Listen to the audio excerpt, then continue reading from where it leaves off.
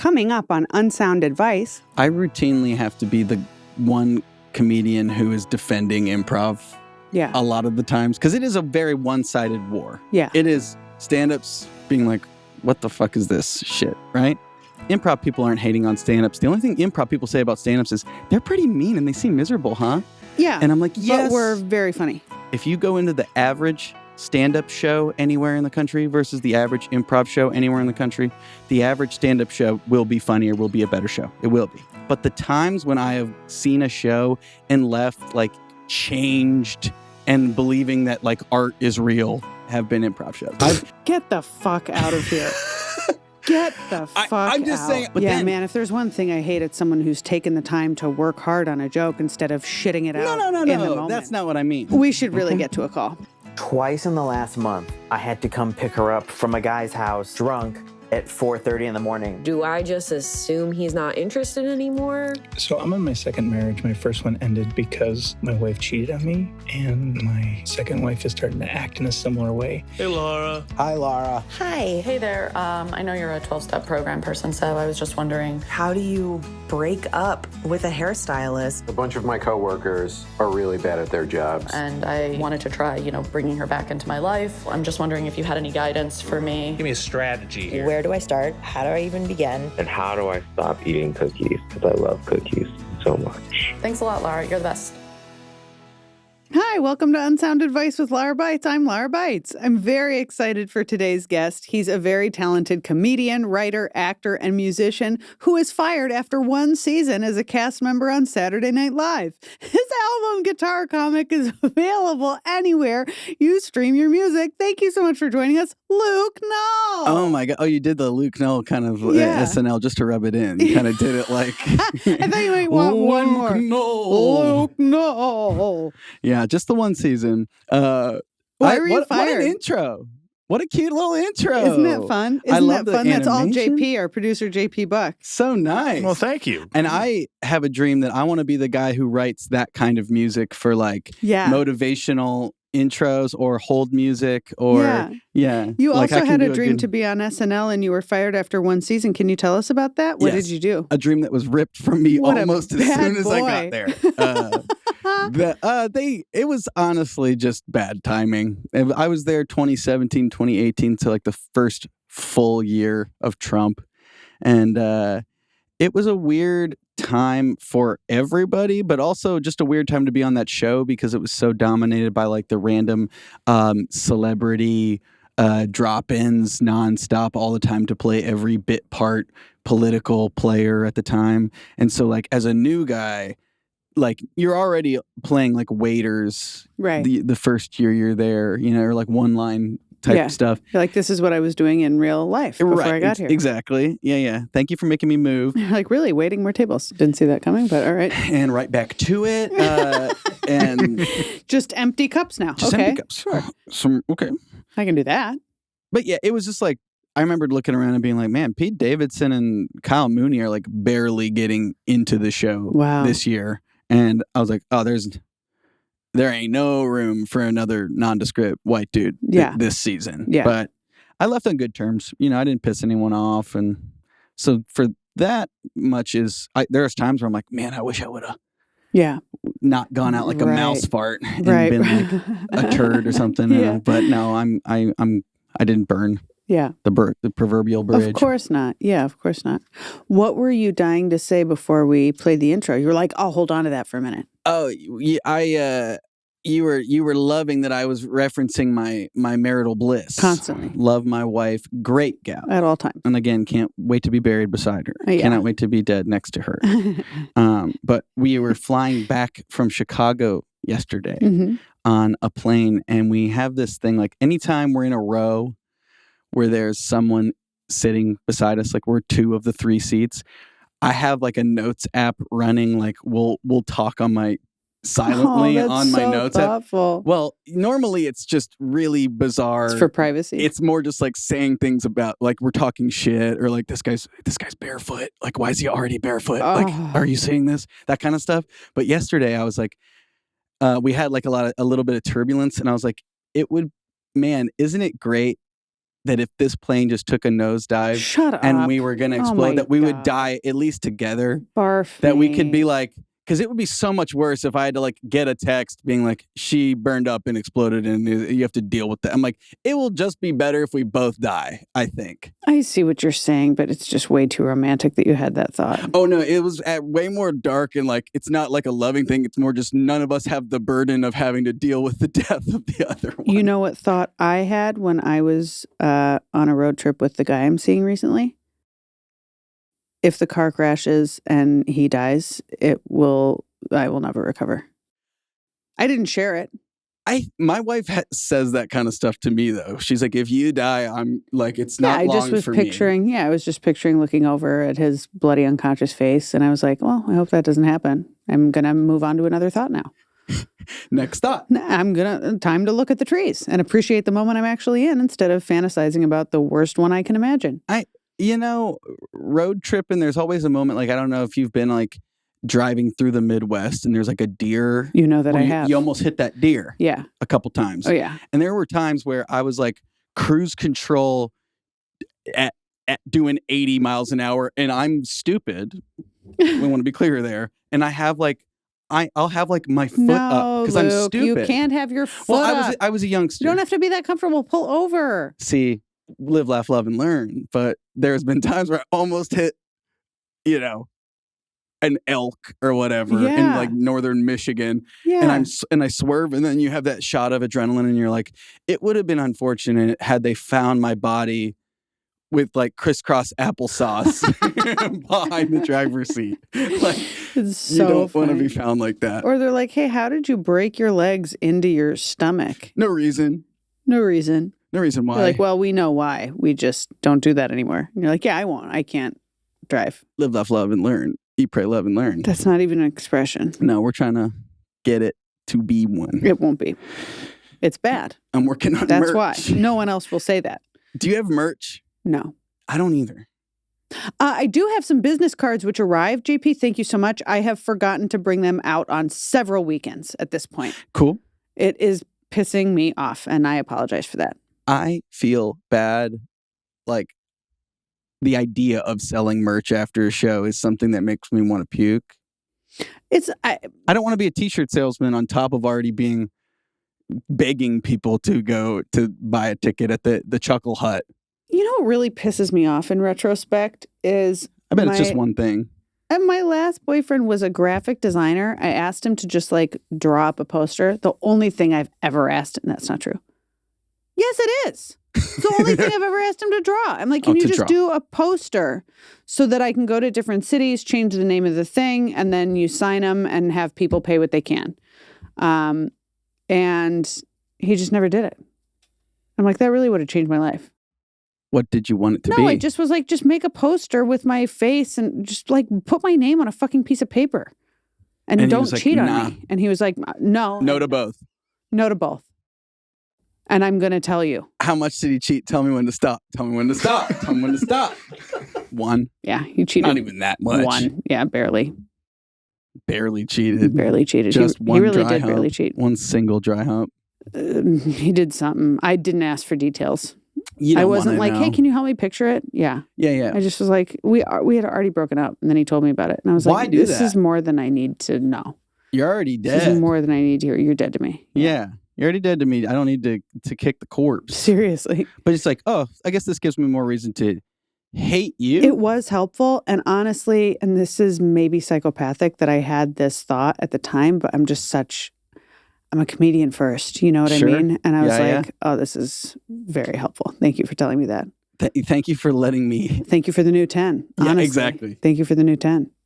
Yeah, that's an instant 10. Yeah. It turned into 3 pretty soon. But, well, yeah, that's fine. That's what it's supposed to do. Once you've dealt with it, right? Yeah, exactly. Yeah, I feel like my wife was talking today about how someone was asking her about how, oh, you live with a comedian. It must be so funny at this wedding we were just at. They're like, oh, he must be cracking jokes all the time. And I'm like, no one on this planet thinks I'm less funny than my wife. That's so funny. Like, no one is more tired of my shit than her. You know what I mean? I thought you were going to say no one actually likes to be around someone who's cracking jokes all the time. You can't. Give it a fucking rest, man. Have an off button. Yeah. I had friends like that in my improv days in Chicago where I'm like, it is just you and I am trying to ask you, like, if you have siblings.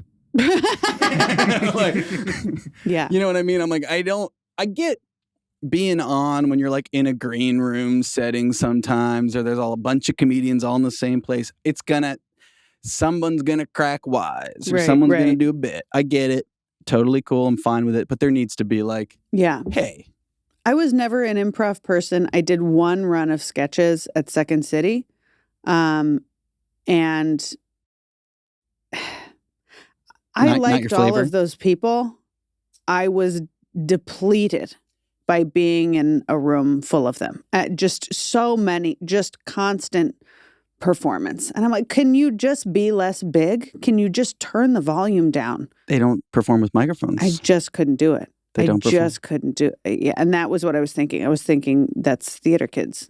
There is no Todd Barry's of improv, meaning like there's no whisper. You can't whisper in improv. You don't have a microphone. You got to yell everything. Yeah. And in the dressing room before the show, you have to yell everything because you're competing with each other for attention. I routinely have to be the one comedian who is defending improv. Yeah. A lot of the times, because it is a very one-sided war. Yeah. It is stand-ups being like, what the fuck is this shit, right? It is a very one-sided fight. I don't know if I'm allowed to say that. Naughty words. Yeah. What the fuck is this shit? Yeah. Is what they say. Yeah. And it's so funny that you put on like a fake New York accent to say that. It's all these guys. What the fuck is this shit? It's all these fools. You said that like a person who's doing an impression of an American. I mean, I think that's what a lot of stand-ups that I don't love are. Funny. It's really funny. Doing. But I do feel like I have to defend improv a lot. Yeah. And I don't want to. Can I give you the spark notes of my defense, my judo of it? Sure. I feel like I said, it's very one-sided. Improv people aren't hating on stand-ups. The only thing improv people say about stand-ups is they're pretty mean and they seem miserable, huh? Yeah. And I'm like, yes. But we're very funny. Very funny. We're funny. I agree. I would say if you go into the average stand-up show anywhere in the country versus the average improv show anywhere in the country, the average stand-up show will be funnier, will be a better show. It will be. On average. But the times when I have seen a show and left like in pain from laughing, like changed and believing that like art is real and that people have a talent that my brain can never function like that, have been improv shows.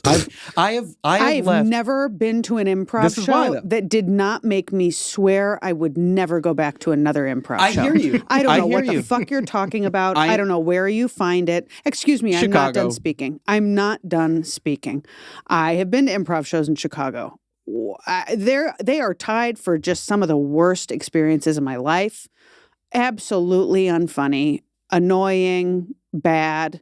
And I wasn't even going to say any of that, man, but you had to bring it up. And I didn't even ask. I'll bear the cross. I don't even know what. I will bear the cross. Yeah, you brought just unbelievable. The only experiences I've had that made me think art is real. Get the fuck out of here.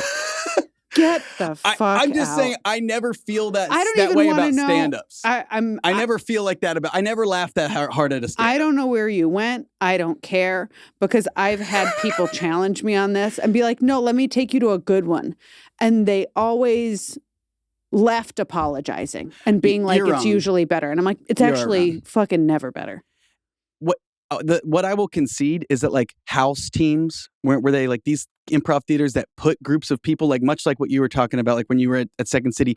I never, ever in my life want to go see a show in general, but an improv show of people that did not specifically choose to be together. You know what I mean? Like a lot of the times other people are like, you guys are a team. And it's like, you inevitably will not like one of them. And the chances that half of you don't like the other half are strong too. And that makes for a miserable viewing experience and but when it's like friends who actually have the same comedic sensibility and they are firing on all cylinders and they are one step ahead of every, they just know each other so well.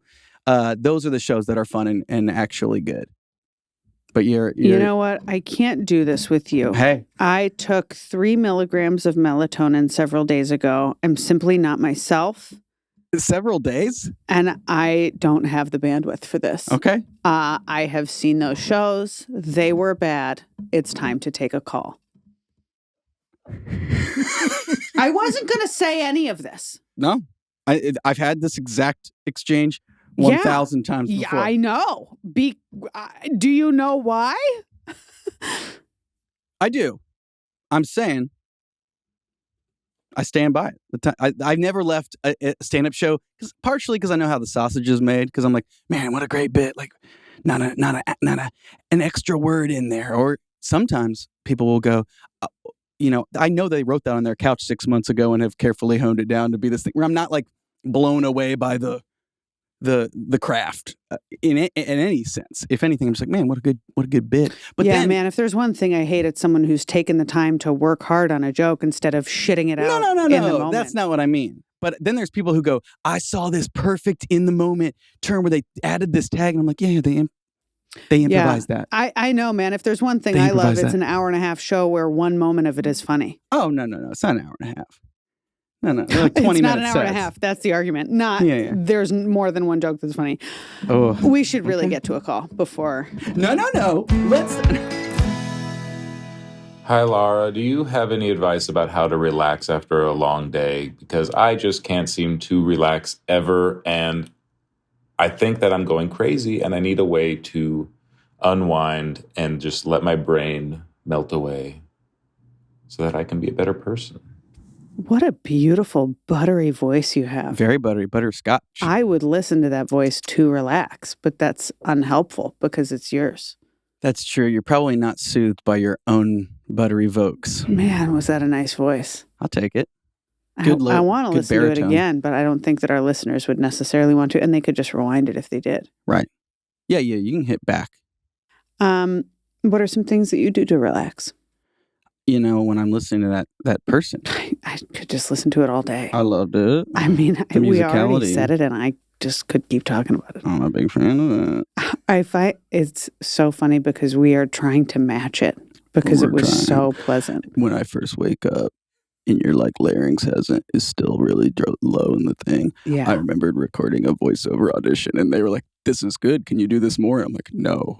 Yeah. It was for the 10-minute window right after I woke up, and I kind of sounded like this. You sound so creepy. Yep. Again, you would get along with my wife. These are all her opinions, too. No. She's like, you've been awake for 2 hours. Please stop. She's like, what are you doing? You're in bed, doom scrolling, which wraps back around to relax. When you're trying to relax, number one thing you need to do, don't go on the internet. If you want to not have a sense of the world's on fire and everything is bad and we're all going to die and we're meat machines rotting standing up, and why not die now instead of later? Get off the internet, because the internet is just more of a reinforcement of that in my experience, and it's very hard because we're all addicted to different degrees to our phones. Yeah, I don't do Twitter anymore. X. Because I have a Fitbit, and I started looking at my heart rate. And when I was on Twitter, it went up invariably. Before I could physically feel it, I would just be on there, and then I would be like, oh, I'm going to check and see if it happened again. 100% of the time. 100% of the time. My first thing that I like to do to relax is meditate. It helps me every single time. I never feel like doing it. I always expect to be bored. I'm never bored. It helps 100% of the time. And something that someone said to me, because I feel like everybody hates starting meditating. Yeah, I need to be tricked into it. It's hard. And some people do you listen to a guided meditation. Yeah, which you can get on YouTube or, anywhere. I don't. It's just me. You raw dog it. I raw dog it, but something that someone said that helped me do that is he said, even if your thoughts are running the entire time, it's still a perfect meditation. And that helped me because I always want to do things right. And I would get frustrated because I was like, man, I'm still thinking. And he's so right. Like, I'm always thinking when I'm meditating. And I, redirect myself to the present moment when I realize what I'm doing. And that's like the muscle that you're working is like grounding, getting back to the present moment. And that's where the relaxation is.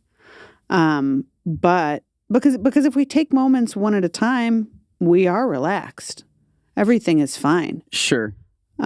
Just a lot all at once when you got a lot of you're thinking in the future, you're replaying stuff that you said that was dumb that day or whatever, I guess I haven't heard it phrased that way because when I have had moments where I'm trying to like meditate, clear my head, I like cannot. But hearing that like it's just the act of trying to take a moment to not be stressed is actually the healthy thing to do, where in my head I'm just like, no, I got to trick myself. I got to like, I'm a big, recently I've been a big, I'm getting old.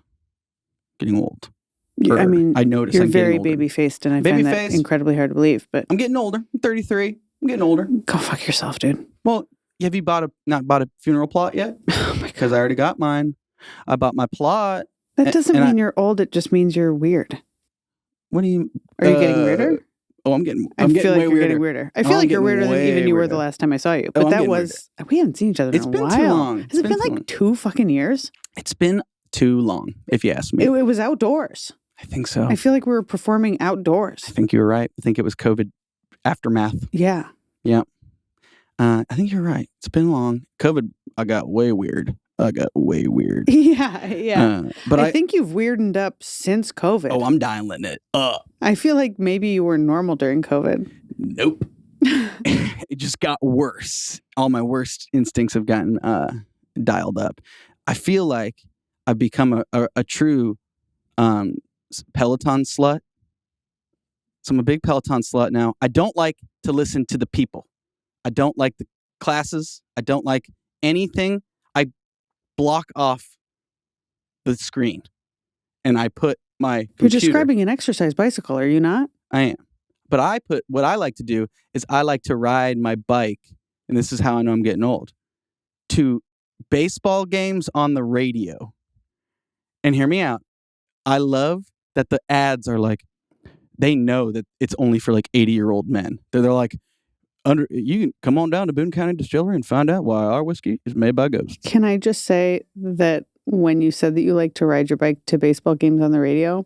You wanted to kill me? No. Instead of picturing what you mean, which is you play baseball games on the radio and ride your bike, I thought that the path that you choose was riding your bike to a baseball game. Oh, that it's like visualizing to attend a baseball game to Wrigley Field or something. Yeah. That's like, I mean, I'm sure there's probably something in there. I wouldn't know about it because I don't like the music they play. Yeah. I don't like the people talking to me. Yeah. Stop telling me to gas it more. That's the basis of Peloton. That's the concept. I fully juice out, but I find myself that those are the only ways that I'm able to shut out the noise is by like tricking my brain into doing something that my brain's not working at all. I'm not thinking at all, which is good. But I have to trick myself to do it. And now I know I'm tricking myself to do it. So there's an extra layer where I'm like, you got to trick yourself through the trick. You got to really juice. Yeah. Got to really get juiced. Yeah. Yeah. What are we going to do with this guy, JP? Mm-hmm. It only gets worse. It's only going to dial up from here. Are you regretting having me yet? I'm not at all. But JP was. I saw his face. Well, I just know what happens. I'm older than him. That's and right. I listen to He's 2 years MLB older. radio. You do look like a future Luke. Like you guys got steely blue eyes. Could be relatives on a sitcom. What happens next is you start listening to people talking about the games from yesterday. That's bad. That's me in the morning, MLB radio, listening to the recaps. See, I'll watch Long Dongs at night. What the hell is Long Dongs? It's a Homer's. I'll watch my wife calls me a psycho for watching highlights of other teams or highlights of my team that I literally watched earlier that day. She goes, what is wrong with you? Is something wrong with you? And to me, it puts me to sleep. I'm like, it lets me not think about other shit. Can we go back to meditation? I was still talking about it. And okay. So what I like about it is like, even if your thoughts are racing the entire time, they would be doing that anyway. They are doing that anyway. Right. While you're driving, while you're scrolling on your phone. And so meditation just gives me the space to kind of like let that coil unwind. You know what I mean? Do you feel like, though, like I don't know if you're somebody like if you haven't done a task that you know you need to do that day, and it's like maybe a little thing that only is going to take you 15 minutes. Like I will like spiral if I don't do it. But I mean, I try to do my other stuff. No, I actually don't. And I always get like, I get a clearer perspective when I meditate. Like it puts space between me and the rest of my life. So I will often have the clarity of like, that phone call is going to be 30 seconds and you're going to do it after this. It gets in the way of any like executive dysfunction I might be having where I'm like trying to plan the rest of my day. What am I going to do first? What am I going to do next? I feel like in the uncoiling that happens during meditation, it all just becomes very clear. And doable. Yeah. Everything. Yeah. I struggle with that. It just makes everything more manageable. I'm bad at that. And then, I'm not good at that. I'm not good at policing myself. But yeah, I think you're right. That having like the intention of the meditation is probably something that I should attempt. It's so nice. I need to do that. Yeah, that would be my biggest piece of advice. Do you have any more advice on how to relax? Jopo, jack off, pass out. God damn it, dude. I mean, that was what came to my mind right away, but I wanted to do something more artful.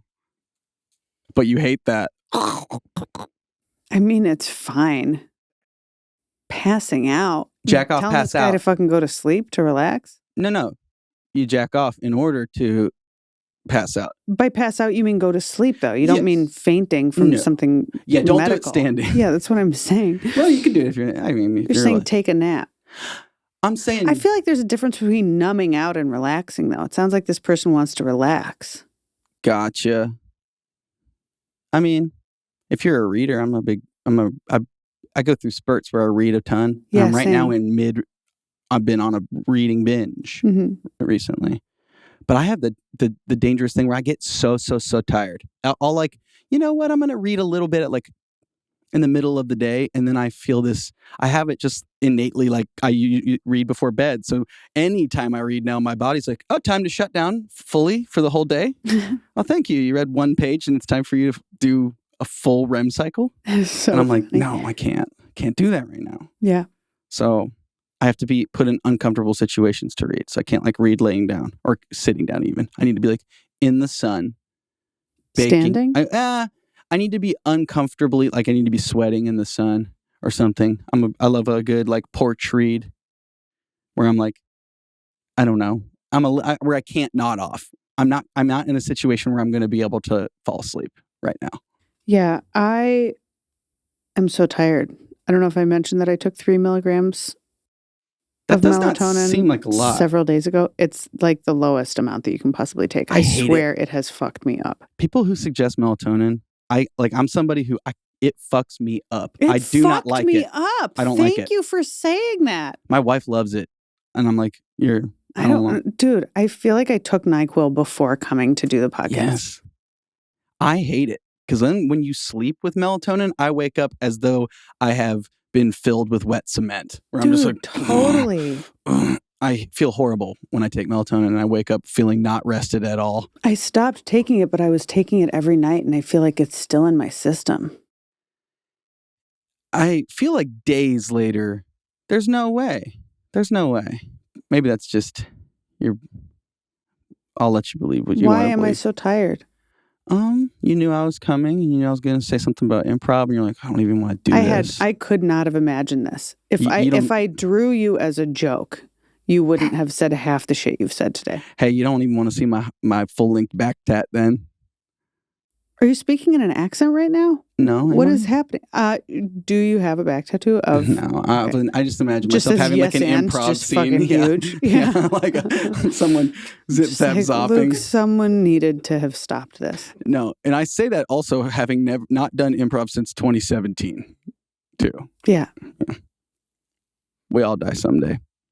God damn it. Should we do another? I have not been able to predict what you were going to say next this entire day. You're like, you're just raw dog and sleep, or I don't even know what you were talking about. You've sexualized a number of things that don't need to be sexual. What else did he say that was particularly profane? And you just don't expect it to come out of that face. Well, the Jopo thing? Jopo. Yes, well, jack off, pass off. Well, that's good advice. But there was something else. I don't know. I feel like I've been a good boy. Are you touching your penis right now? No, I was putting my leg up on my thing. That'd be bad. I was like, are you physically touching yourself as you're saying, I feel like I've been a good boy? Because that's not my flavor. We're going to have to end this early. Yeah. Let's do another call. Let's help someone. Yeah. Let's help someone. We've got an email here for this one. It says, "Hi, Lara. I work in an office and a few of my coworkers are planning a vacation together. I thought I was part of the group, but now they openly discuss it at work and it sucks. What makes it worse is when they're on their trip, I'll have to cover for two of them. Do I bring this up or do I just do my job and look for new friends because I can't see remaining friends with them after this?" It sucks, dude. That sucks. Something did come into my mind, and unless you'd like to begin, I can share that while you come up with something or see if that sparks something for you. No, I'm trying to make sure that everything I say I'm sorry. I shouldn't have asked you not to touch your penis during the podcast. Look, that's on me. You shouldn't have to say it.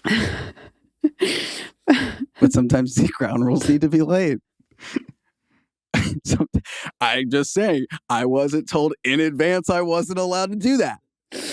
We've never had to say that to someone. Well, live, laugh, love, and learn. And that's the thing, is you're saying things like that while it's happening. Like you're alternating between saying that. Okay, so I have had experience with this. People at my day job that I had before I was doing stand-up full-time would like go to parties together and talk about it. Like they hung out on the weekends and then talked about it freely in front of me, and I never got invited to this stuff. And it hurt my feelings. And I told someone about it because it always hurts to be excluded.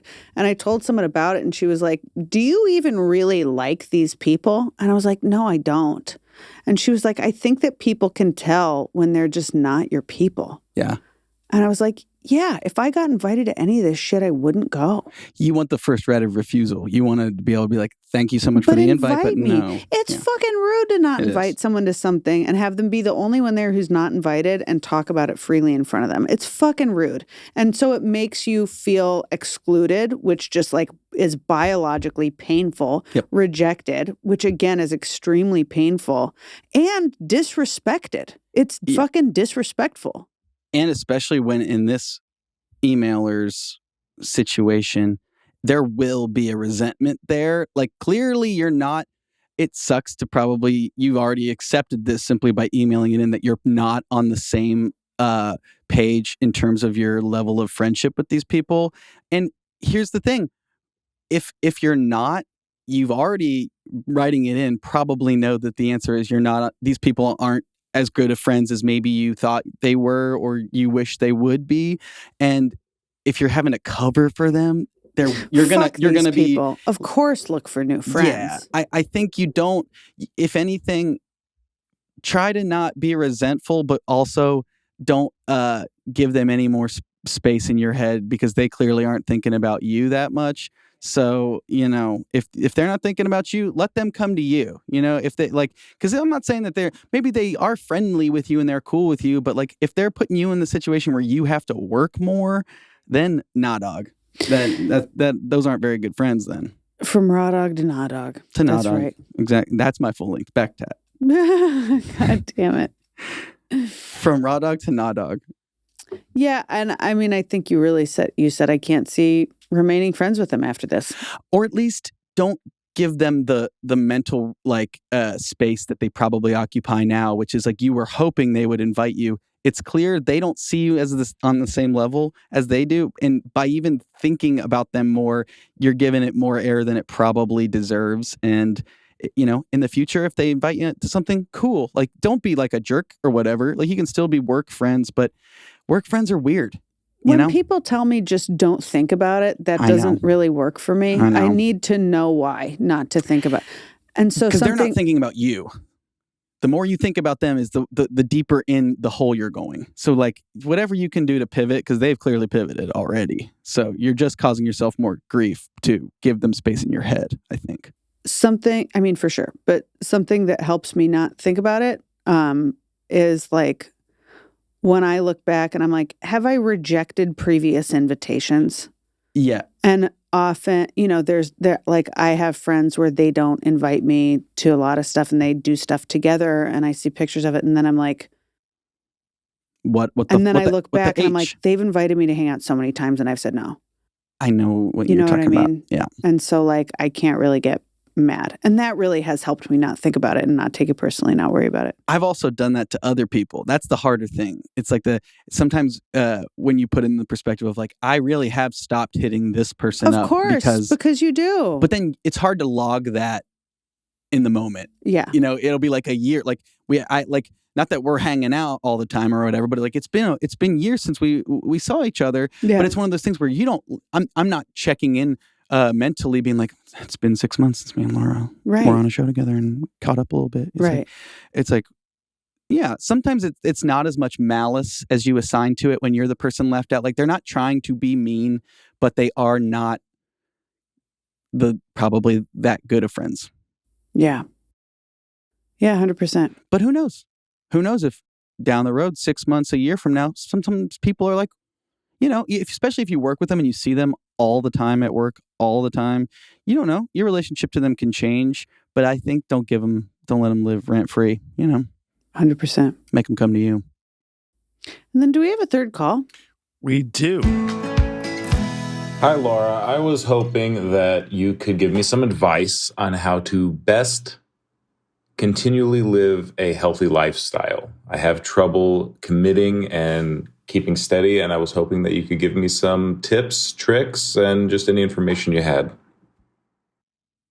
You seem good at that. Yeah, but I don't know why. I'm not. I don't know.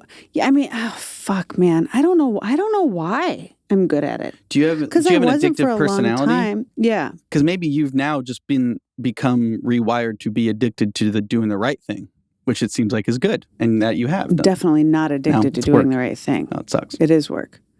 I will say this. My exercise routine is super small and manageable. Like, I do strength training no more than every other day. My dietitian actually suggested that because she did her thesis on basically like what is the least amount of exercise you can do and stay in shape, which is good for people with like inflammation to know. She says do 8 to 10 exercises, do 2 reps, not 2 reps. 2 sets or 2. Yeah, thank you. Yeah.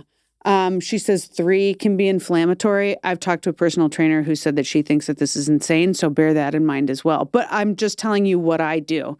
So, 2 sets of that and 8 to 12 reps. So 8 to 10 exercises, 8 to 12 reps, 2 sets. Pick shit that you like. The end of it should be hard. I do ass, abs, and arms.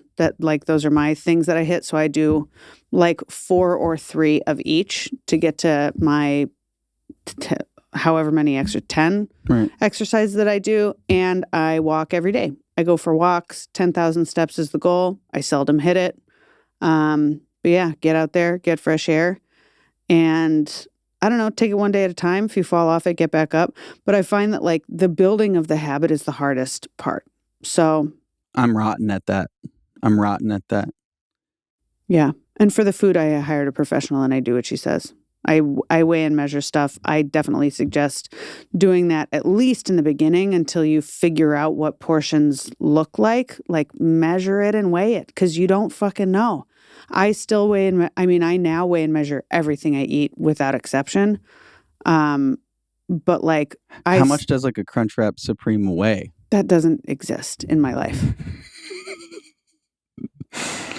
It's also not food. It's not food.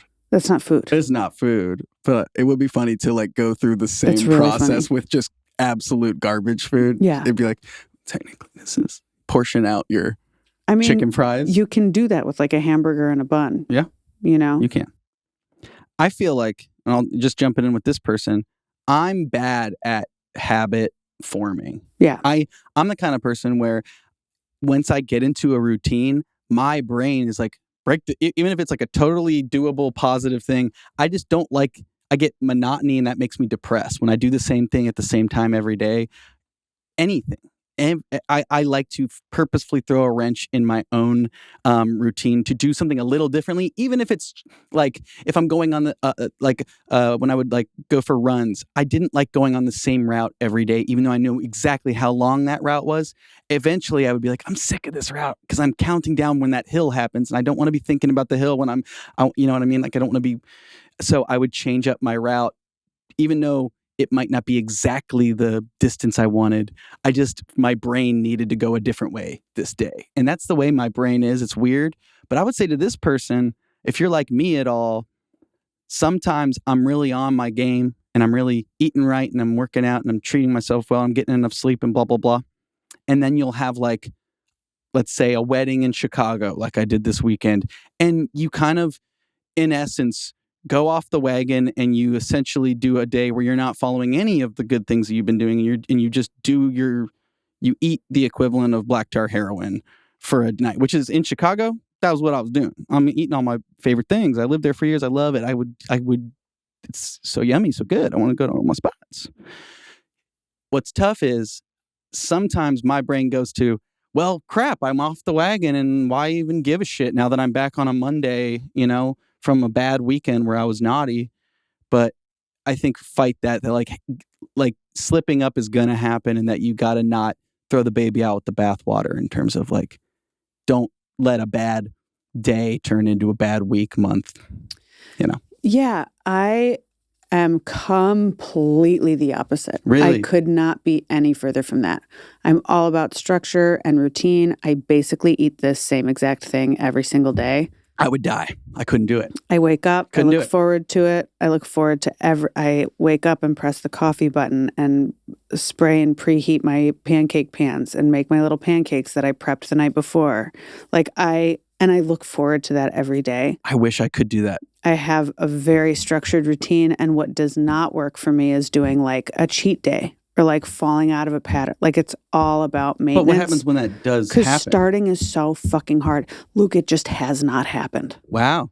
Since I got Some of healthy us aren't perfect. and lost the weight, it just hasn't happened. That's I wild. just don't.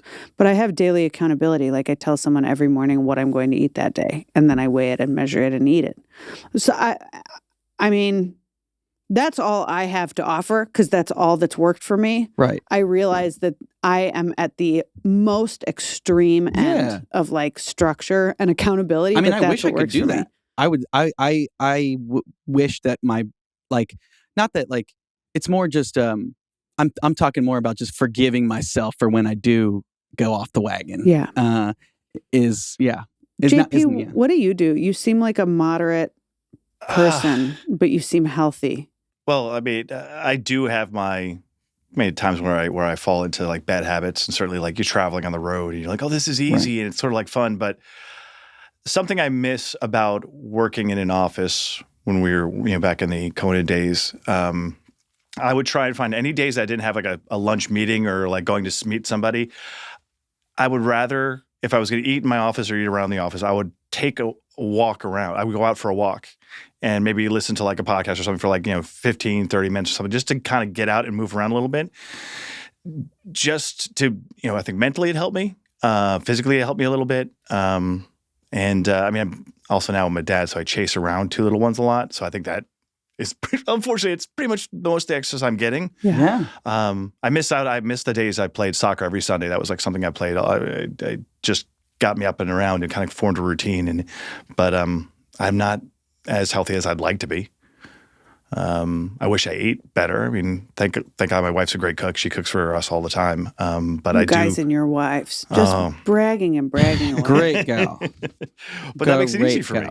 But I do still have those moments where I'm like, what's the big deal if I just go get some fast food or something like that? Because it tastes good because it's got addictive stuff in it. Oh yeah. I mean, you guys also do have like a way wider margin of error than I do.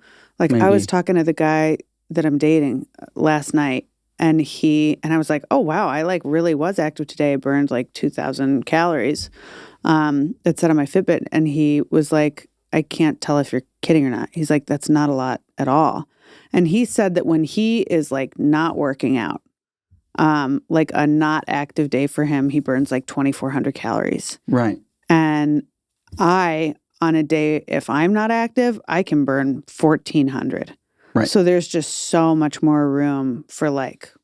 I know what you mean. Like you do have to listen to your body and know what's going to work for you. And I went and I just like overate like crazy this weekend. And my wife is somebody who's very like when she's on a health kick, she's militant about it. Like there's no cheating. But then when she's off it, she parties. She's bad. And I'm like, man, oh man, wouldn't it be cool at some point in our lives? Because I end up going with the flow a lot of times with whatever she's doing. That I'm like, wouldn't it be cool to not have this yo-yo effect of like all the way on, all the way off, and to find that happy medium of like, hey, can we do something? Can we be chill about anything? And the answer is no. And I love her very much, but zero chill about anything. The answer is no, friends. Thank you so much for joining us, Luke Null. You can stream Luke's album Guitar Comic pretty much anywhere you listen to your music. And to see Luke live, go to lukenull.com for tickets. If you would like some Unsound advice, send me a voice memo at lara@unsoundadvicepod.com. That's Lara. Maybe we will feature you in an upcoming episode. There is like a 100% chance that we will. Please call in. Take what you like and leave the rest. Thank you, everybody. Have a great day. Thank you so much. That was really fun.